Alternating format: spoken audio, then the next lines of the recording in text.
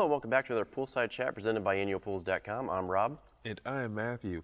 And I guess you could say this week's question is quite surprising. Did you mean shocking? Oh yeah, that would have been better. The question goes as such. How often should I shock my pool? Rob? Well, most pool professionals will tell pool owners to shock once a week or every other week. This is okay and it'll keep the pool clean for the most part, but it may not be needed that often or maybe needed more. We'll try and explain when it's absolutely necessary to shock. So what does it mean to shock the pool? Raise the chlorine level to breakpoint chlorination by using liquid shock or granular chlorine shock. Breakpoint chlorination is the point at which the disinfection demand is met. Now, when is it time to shock?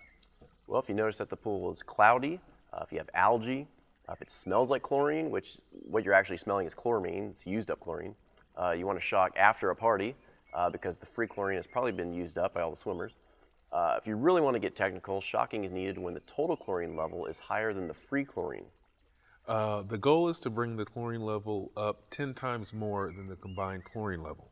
Combined chlorine can be calculated by subtracting the free chlorine level from the total chlorine level. Not to butt in, but if you look at a simple test strip, you're going to have total chlorine listed right above free chlorine, so you just subtract those and find your combined chlorine level. That was rude. For example, to continue, if the total chlorine level is 2 parts per million and the free chlorine level is 1 parts per million, the combined chlorine level would be 1 part per million.